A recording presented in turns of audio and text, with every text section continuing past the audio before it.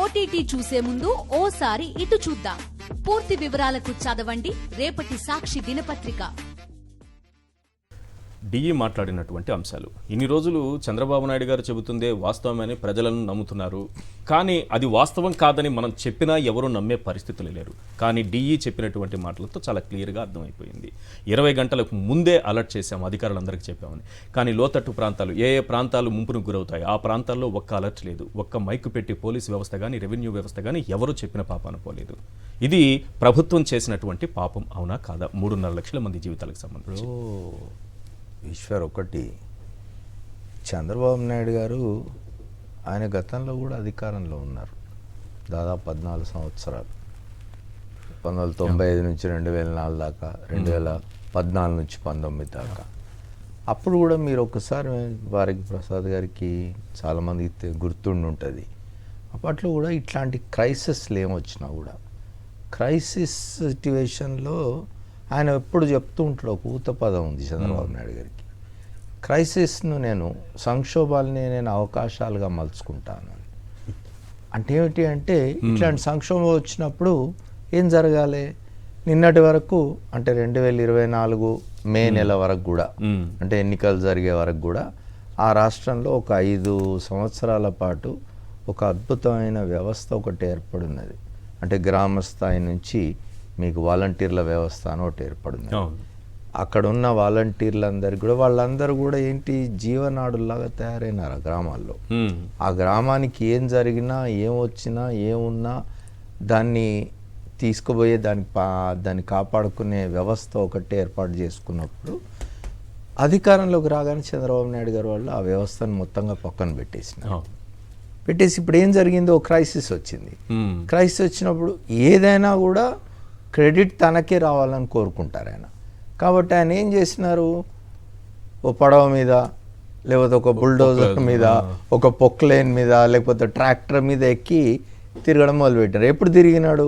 ఇప్పుడు మీకు చెప్పిన డి నాయక్ చెప్పినట్టుగా శనివారం మధ్యాహ్నానికో సాయంత్రానికో వాళ్ళు వదిలితే నీళ్లు, రాత్రికి వదిలితే తెల్లారి ఉదయానికి కానీ రావు విజయవాడకి. అంటే ఒక రాత్రి అంతా టైం ఉన్నది. ఆ మొత్తం రాత్రిలో మీరు అక్కడున్న ప్రజలందరినీ తరలించవచ్చు. నిజంగా మీరు కనుక తలుచుకుంటే, మీకు చిత్తశుద్ధి ఉంటే, మీరు చేయాలనుకుంటే, మీకు సమాచారం అంది ఉంటే.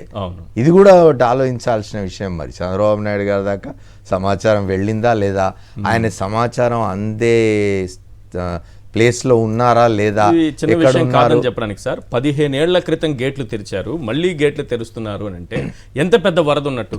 అదే నేనేది అతనే చెప్పిండు కదా, మేము శనివారం పొద్దుటి వరకు ఏమీ లేదు, మధ్యాహ్నానికి బాగా ఉధృతి పెరిగింది, మేము మా ఉన్నతాధికారులకు ఎంఆర్ఓకు వాళ్ళకు కూడా ఇన్ఫార్మ్ చేసినాము అని చెప్తున్నారు. సో ఆదివారం పొద్దుటి దాకా కూడా ఏమి లేదు, ఆదివారం పొద్దున అక్కడికి వచ్చే వరకు కూడా ఎవరికి ఏం తెలియలేదు, ఏం చలనం లేదు అంటే ఇది ఖచ్చితంగా క్షమించరాని విషయమే కదా. ఆయన ఏమిటి ఇప్పుడంతా కూడా మీరు అంటే కంపారిజన్స్ కాదు కానీ తెలంగాణలో కూడా 1-2 జిల్లాల్లో ఇట్లాంటి సమస్య వచ్చింది. ఇప్పుడు ఖమ్మంలో, కరీంనగర్లో, వరంగల్లో ఇట్లాంటి ఖమ్మం, వరంగల్ జిల్లాల్లో వచ్చింది.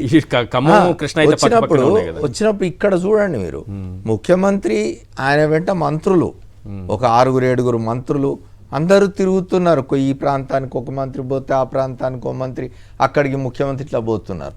అక్కడ మీరు చూడండి చంద్రబాబు నాయుడు ఒక్కడే తిరుగుతున్నాడు. ఆయన పడవల మీద ఆయన తిరుగుతున్నాడు, దీని మీద తిరుగుతున్నాడు. ఆయన డిప్యూటీ ఏమంటున్నాడు, అసలు మేము ఎవరం పోవాల్సిన అవసరం లేదు, యంత్రాంగం చూసుకోవాలని ఆయన చెప్తాడు. చంద్రబాబు నాయుడు గారు యంత్రాంగం ఎవరు లేరు, ఆయనే తిరుగుతున్నాడు. ఏమంటాడు ఆయన, నేను ఇల్లు కూడా ఇప్పుడు మీకు అది గుర్తుండుంటే గతంలో 2014లో ఆయన అధికారంలోకి వచ్చిన తర్వాత విశాఖపట్నంలో హుద్హుద్ తుఫాను వచ్చింది. అప్పుడు ఆయన ఏం చెప్పినారు, నేను అసలు వారం 10 రోజులు హుద్హుద్ తుఫాను మధ్యలో బస్సులో నేను పడుకున్నాను అని చెప్పినాడు. అప్పుడు బస్సులో పడుకోవడానికి ఒక కారణం ఉంది. అప్పుడు ఏమిటంటే ఆయన హైదరాబాద్ నుంచి అకస్మాత్తుగా వెళ్ళిపోవాల్సిన పరిస్థితి వచ్చి అక్కడ ఎక్కడ పోవాలి, అక్కడెక్కడ ఆయనకు ఒక ఇల్లు కానీ అట్లాంటిది కానీ ఏర్పాటు చేసుకోలే. అప్పటి వరకు ఆయన హైదరాబాద్లోనే ఓటర్. ఆయన కుప్పంలో ఓటర్ కాదు, చంద్రగిరిలో ఓటర్ కాదు, నారవారిపల్లెలో ఓటర్ కాదు, ఆయన హైదరాబాద్లో ఓటర్. 2014 ఎన్నికల్లో కూడా హైదరాబాద్లో ఓటేసిపోయినారు ఆయన అధికారం చేపట్టడానికి. అప్పుడు కూడా హుదూద్ అప్పుడు ఇదే చెప్పినాడు ఆయన, నేను వచ్చి బస్సులో పడుకొని ఇదంతా బాగు చేసినాను, ప్రజల కోసం ఇంత పని చేస్తున్నాను. ఇప్పుడేం చెప్తున్నారు ఆయన? నాకు ఒకటి గుర్తొచ్చింది సార్, అప్పుడు కూడా కరెంటు స్తంభాలు నిలబెడుతూ ఫోటో, చెట్లు మళ్ళీ నిలబెడుతూ ఫోటో. అదే చెప్తున్నాను నేను ఇప్పుడు వారు ఏమిటి అని అంటే చంద్రబాబు నాయుడు గారు ఏదైనా కూడా క్రెడిట్ తనకే, చివరికి తన కొడుకు కూడా కాదు, వాళ్ళకి కూడా ఎవరికి కొడుకు కూడా ఇవ్వడానికి వీల్లేదు. లేదా ఇప్పుడు డిప్యూటీ ముఖ్యమంత్రి తనను మళ్ళీ అధికారంలోకి తీసుకురావడానికి ప్రథమ కారకుడు అని చెప్పుకుంటున్న డిప్యూటీ ముఖ్యమంత్రి కానీ, లేదా కేంద్రం నుంచి అభయహస్తం ఇచ్చి ఆయనని గెలిపించిన భారతీయ జనతా పార్టీ కానీ, వీళ్ళెవ్వరికి ఏ క్రెడిట్ దక్కకుండా తను ఒకడికి దక్కాలి. కాబట్టి ఆయన ఈ వయసులో తిరుగుతుంటే మీరు చూసినారు, అంటే నేను విజువల్స్ చూసిన టీవీలలో ఆయన పడవలో పోతుంటే నడుముల్లోతు నీళ్లలో పాపం స్త్రీలు, మగవాళ్ళంటే సరే స్త్రీలు నిల్చో ఉన్నారు, వీరు చెయ్యొప్పుతూ పోతూ ఉన్నారు, మాట్లాడుతూ ఉన్నారు. అంటే ఇదంతా ఏమిటి? ప్రచార కండూతి, రేపు నేనే చేశాను అని చెప్పుకోవాలి. ఆయన ఏం మాట్లాడుతున్నారు? ఆయన పాతి పెట్టాలి ఇట్లాంటి మాటలు మాట్లాడుతున్నారు ఆయన. ప్రతిపక్ష నాయకుడు, ప్రతిపక్ష పార్టీల బాధ్యత ఏమిటి? ప్రతిపక్ష పార్టీలు ఇట్లాంటివి వచ్చినప్పుడు, ప్రజల ఇబ్బందుల్లో ఉన్నప్పుడు ఆ ఇబ్బందులను ప్రభుత్వం దృష్టికి తీసుకొచ్చి, ప్రభుత్వం కనుక అలర్ట్గా లేకపోతే, అప్రమత్తంగా లేకపోతే ప్రభుత్వాన్ని తట్టి లేపితే లేవకపోతే కుదిపితే లేకపోతే ఎత్తి కింద ఎత్తేసే పని ప్రతిపక్షాలది.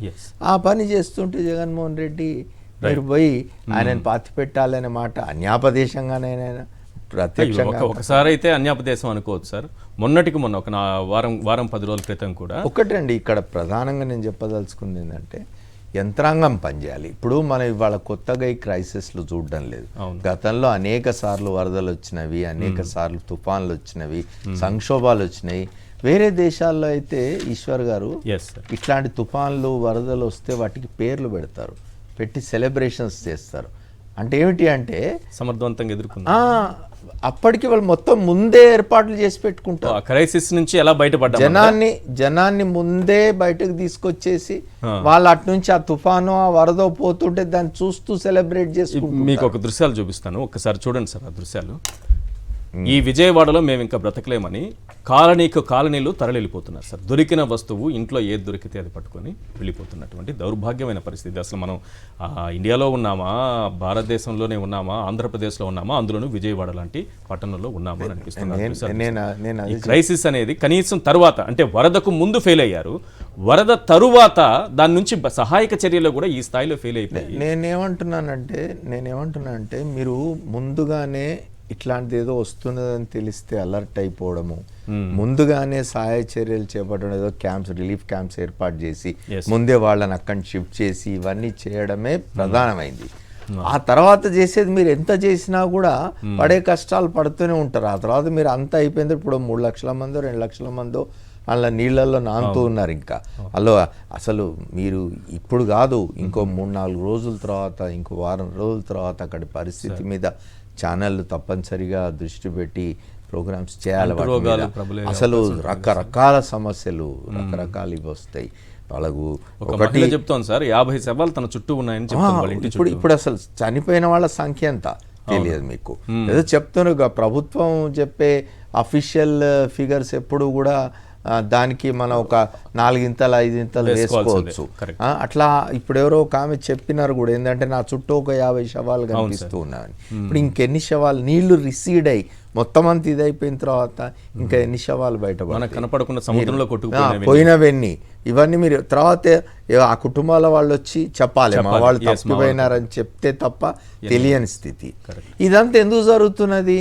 ఇప్పుడు మీరు ముఖ్యమంత్రి అన్నీ తానే చేస్తాను అనుకుంటే ఎక్కడైనా ఇట్లాంటి ఫెయిల్యూర్ అవుతుంది. అన్ని చోట్ల తానే ఉంటానంటే, ఇప్పుడు ఒక ముఖ్యమంత్రి కదిలిపోయినప్పుడు రకరకాల సమస్యలు ఉంటాయి, ప్రోటోకాల్ సమస్యలు ఉంటాయి, భద్రతా సమస్యలు ఉంటాయి, అధికార యంత్రాంగం మొత్తం ఆయన చుట్టే ఉంటుంది ఎప్పుడైనా కూడా. కాబట్టి ఎప్పుడు కూడా ఇట్లాంటి సంక్షోభాలు వచ్చినప్పుడు ముఖ్యమంత్రులు, ప్రధానమంత్రులు కాళ్ళు ఎగరేసుకుంటూ పరిగెత్తొద్దు అక్కడికి. వాళ్ళు ఎక్కడో దగ్గర కూర్చొని స్థిమితంగా మానిటర్ చేయాలి. అధికార యంత్రాంగంతో పని చేయించాలా, ఉద్యోగులతో పని చేయించాలా. మీకు ఇవాళ వాలంటీర్ వ్యవస్థ ఉండుంటే ఇవాళ ఆ ప్రాంతంలో ఎంత అద్భుతమైన జరిగి ఇంతకుముందు ప్రసాద్ గారు చెప్పినారు కదా, ఎన్ని 77 సచివాలయాలు 296 గ్రామాలు, అవును. 75 సచివాలయాలు. మరి ఇవన్నీ కనుక యాక్టివ్గా ఉండుంటే వాళ్ళని మీరు ఎన్నికల ముందు 10,000 చేస్తా అని హామీ ఇచ్చి ఎన్నికల తర్వాత గెలవగానే వాళ్ళందరినీ పక్క తీసి పారేసిన తర్వాత ఇప్పటికి ఇంకా స్వచ్ఛందంగా వచ్చి పనిచేస్తున్నారట వాళ్ళు. అభినందించాలి అట్లా పనిచేస్తున్న వాలంటీర్స్.